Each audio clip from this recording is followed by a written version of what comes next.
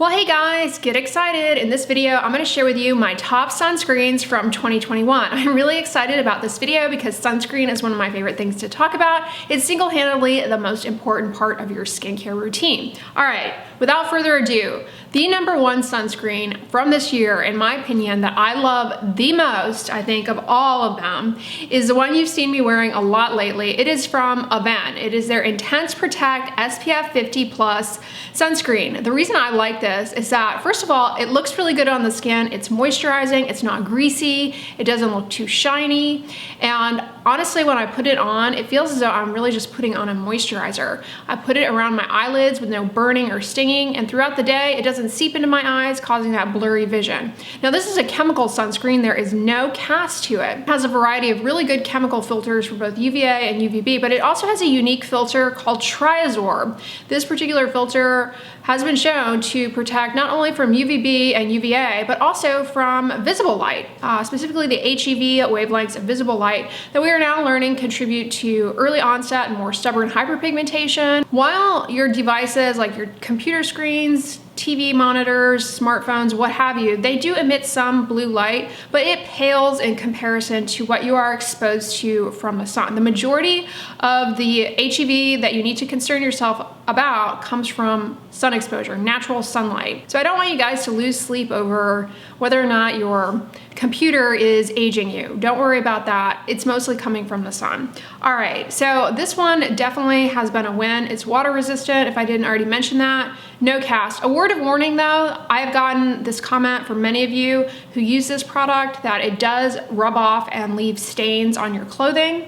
So be aware of that. I personally have not experienced that whatsoever, and I've been wearing it every day. It's good for the face and for the body. Now, this particular sunscreen was a gift from a viewer. They sent it to me. It is not sold in the US because all of these amazing filters that it has, unfortunately, are not approved for use in sunscreens in the US. In addition to that Triabsorb filter, it also has Tinted S, Uvinol T150, and Uvinol A+. So good filters for broad spectrum UVA, UVB protection, and the unique Triabsorb filter. I want to also give a shout out to this sunscreen as being a particularly good choice for those who have deeper skin tones prone to healing with hyperpigmentation, because A, it doesn't leave a cast, B, at least in my experience using it, it's not irritating. Some chemical sunscreens, particularly those sold in the US, they can be irritating. This one, not irritating, doesn't burn and sting, probably because they have so many more filters at their disposal in other countries.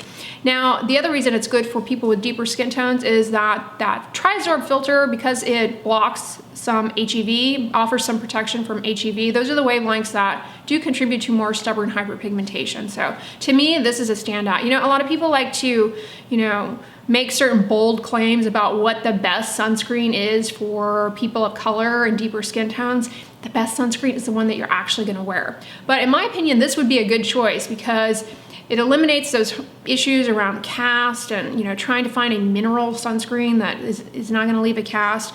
And it actually offers really good, reliable protection against long-wave UVA and HEV, which is a major issue in people of deeper skin tones when trying to heal things like hyperpigmentation. So love this. Now, the second one is from Roche Posay. It's their Anthelios Melt-In Sunscreen Milk SPF 100. Love this, wore it I think throughout the summer mostly.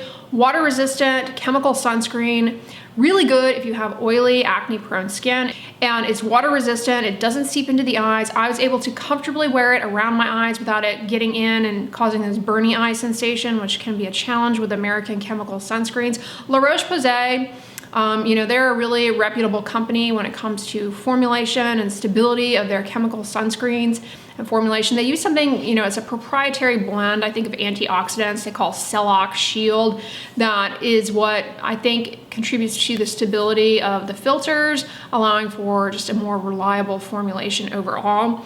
This particular product also has panthenol in it, it has glycerin, it has dimethicone, so it's actually pretty moisturizing, and it has some ingredients that help kind of reduce oiliness and shine, silica. It can be used on the body and the face. So if you participate in any sort of sport or activity outdoors, regardless of the time of year, this would be a great choice for a sunscreen. I will caution you or warn you that it does have a bit of a shininess to it, which a lot of people do not care for. So that one, you know, is a favorite of mine. I will continue to reuse it. In fact, I have a backup in my stash, but it is the SPF 50 or 60 version. I do have a video talking all about the value of using higher SPF. You know, technically on paper, there is no difference, but when it comes down to it, the nature of the way people apply sunscreen, oftentimes because they're underhanded, having a higher SPF kind of compensates for that. So check that video out if you're like, what the heck, SPF 100? All right, number 3 is a mineral sunscreen from Cetaphil. It is their new sheer mineral SPF 50. It is a zinc oxide sunscreen. I will not lie, this does leave a white cast, but it is water resistant up to 80 minutes. It's moisturizing, but actually a little matte as well. It also has niacinamide, which is helpful for redness, dryness, irritation, post-acne marks. If you have a paler skin tone and you're very sensitive, you find that you only get along well with mineral sunscreens, try this one out. It's a liquid. You know, Neutrogena used to have this sheer mineral liquid sunscreen. I think they still make it. This one's kind of similar to it, but it's actually a lot more moisturizing. This is water resistant. Try it out if you like mineral sunscreens, but I'm not gonna pretend like there's no white cast on this. It's a zinc sunscreen. There's gonna be a cast. All right, a definite favorite from this year was the Black Girl Kids sunscreen. This is a water-resistant chemical sunscreen. Would be a good choice also for deeper skin tones. There's no cast. It's very moisturizing. It's got shea butter and carrot seed oil. Shea butter is going to help reduce water loss from the skin. Carrot seed oil is an emollient with perhaps some antioxidants that help reduce oxidative stress in the skin. You know, the Black Girl sunscreens, I've tried out all of them and they're all really, really good, but the kids one is a lot less expensive and in my mind is a standout. I mean, it's a good water resistant chemical sunscreen and this cannot be skipped as one to consider. It's pretty affordable and it's cruelty free and vegan as well. All right, moving along, Neutrogena. Neutrogena, their sunscreens, they almost always burn and sting around the eyes, except this one I discovered this year was a win for me. It is their Invisible Daily SPF 60. This is a water-resistant chemical sunscreen, no cast. It's a liquid. They call it a serum, a nebulous term in my opinion, but it is a more fluid consistency. It has a little bit of alcohol denaturant in it. I say a little bit, I actually don't know how much is in there. It has alcohol denaturant in it, which a lot of people get, you know, apprehensive about. That can make your skin a little bit more prone to dryness, but it is a good ingredient for kind of a quick dry, non-greasy formulation. It's good if you live somewhere that's humid and you're prone to sweat. It allows for better evaporation of sweat. It also has silica and aluminum starch, which are helpful for kind of absorbing excess sebum, reducing shine and oiliness. It's also got dimethicone to kind of help reduce water loss from the skin and reduce shine as well. So this one, in my experience using it, is not shiny. It, you know, goes on well, no cast. Now it does have feverfew extract, which is from chrysanthemum. So some people are allergic to that. You would want to avoid this. I just point it out in case you have run into that, then you would want to avoid this. But that one was a win for me. I just love the fluid consistency and it would work well under makeup, no cast. Again, when we're talking chemical sunscreens, there should not be a cast unless they have like titanium dioxide listed in the inactive ingredients or something, then you might get a little bit of a white flash. All right, so those are all non-tinted sunscreens. This year I discovered a tinted sunscreen that I really, really loved. I mean, I discovered many and I really was like, which one do I like the best? So I tried out some sunscreens this year from Epionce and I fell in love with the Daily Shield Tinted SPF 50. This is not an inexpensive sunscreen, but I love it. What can I say? It's a mineral sunscreen and it has iron oxides, which depending on how this is formulated, those may offer some protection against those HEV wavelengths, although that's not something that's standardized in terms of metrics, so I can't guarantee that. But anyways, we do know that those ingredients help protect against those wavelengths if at the right concentration and the formulation overall, etc. Anyways, I really enjoyed this. This is my second bottle of it. I'm wearing it currently. I filmed myself applying it this morning so you guys could see what it looks like on the skin. As far as the tint, it is a medium to light brown. Why I like this is that it doesn't have that orangey look. It doesn't make you look like a terracotta pot. So many tinted sunscreens end up causing that kind of orange pink look that is not desirable. So I really like the tint. I will say if you have a deeper skin tone, this will likely leave a cast on your skin. I mean, it will not be a white cast, but it will be like what is on your face. I would anticipate that. Now, if you have a medium skin tone, I think this would be a good choice for you. I am always hesitant when it comes to any mineral sunscreen, regardless of if it is tinted or not, to make any kind of bold statement about it working well for deeper skin tones, because I will inevitably get comments from people with deeper skin tones that this is their holy grail, and that at the same time I will get comments from people who have a deeper skin tone saying, no, wasted my money on that one. Look, you know, it looks terrible. Well, deeper skin tone is a huge spectrum. So it's very difficult to predict if it's going to work for you. Hopefully seeing it on my skin, seeing it, you know, on my finger, getting a sense of the tint, maybe you will have some idea. But I would say, because it's so expensive, if you don't have the opportunity to test it out on your skin, I would be careful to spend too much money on something that may not end up working out for you. All right, what else does it have? It's got argan oil, which is a nice emollient, glycerin, which is a humectant. This formula it's water resistant, as are all of these actually. It's water resistant, but I will say it is a thicker consistency. It takes a little bit more effort and time to spread this on the surface of the skin, in contrast to the Neutrogena sunscreen serum I just mentioned. Spreads on the skin very easily. The liquid, the Cetaphil mineral sunscreen is more of a liquid, spreads on the skin well.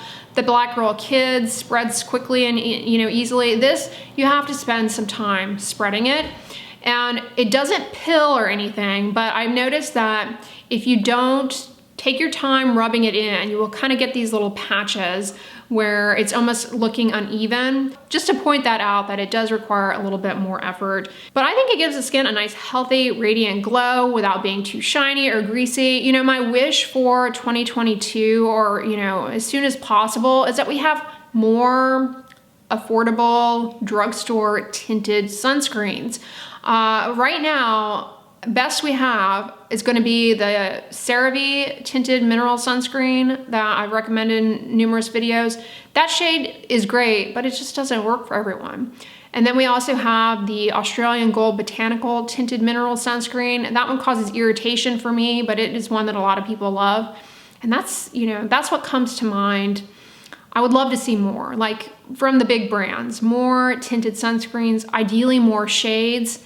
I feel as though we never get a wide shade range from tinted sunscreens, and I don't know if that has to do with, you know, challenges in formulation or what. I'm not a cosmetic chemist, so I don't know why the shade range is so restricted when we're talking about tinted mineral sunscreens. I would imagine it becomes difficult to tint them because of the opacity behind the formulation. But anyways, this was a win for me. But an honorable mention from this brand also would be their SPF 50 Ultra Shield lotion. Now that is a non-tinted combination sunscreen, water resistant, very similar to the Dermatology sunscreens that I've always recommended to you guys. Because it's a combination sunscreen, the cast is somewhere in between an all mineral sunscreen and a chemical sunscreen. So if you have a medium to pale skin tone like myself, ends up working out like a dream, no cast. But if you have a deeper skin tone, there's still a bit of a cast there. Anyways, wanted to give an honorable mention to that because it ends up being actually a pretty inexpensive sunscreen compared to many other combination sunscreens out there, including the Dermatology one on an ounce per cost per ounce basis. So check that out. I'll link it down below in the description box, but that one is not tinted. It is water resistant though. Last but not least is a sunscreen for the lips. Sunscreen to the lips, so important because the skin on the lips, the sunscreen is gonna rub off a lot more easily, so you need to be reapplying consistently. Yes, you can put your face sunscreen on your lips, but because of the nature of the skin of the lips, I find that many sunscreen lotions and creams for the face or body, they end up being kind of drying and irritating to my lips. This year, I really got into the MDSolarSciences tinted lip balms. These are great because they are free of fragrance. They have shea butter, which is very moisturizing. They also have avocado oil. Now these are chemical sunscreens, and I find chemical lip sunscreens are, ones that can cause irritation for me. These are the exception, and the color is very nice. It's like you're wearing a lipstick. They make a nude one, and they also make a sheer one that has a little bit of sparkle in it. Stays on well. Of course, you need to reapply it after drinking and eating and whatnot, but yeah, definitely give these a look-see. They aren't inexpensive, but I think they're well worth the price, especially if you're somebody who wears lipstick anyway, or tinted lip balms. I think you will really like these out. Definitely check them out. They were a favorite from this year in the realm of sunscreen. All right, you guys, those are my favorites in terms of sunscreen from 2021. I hope this video was helpful to you guys. And if you are struggling to find a good sunscreen, maybe some of these recommendations will end up, working out for you. Let me know in the comments what your favorite sunscreen from this year has been. What are you currently using and loving? Let me know in case it's something I have never tried out, then, it gives me something to buy. But anyways, if you like this video, give it a thumbs up, share it with your friends, and as always, don't forget, sunscreen and subscribe. I'll talk to you guys tomorrow. Bye.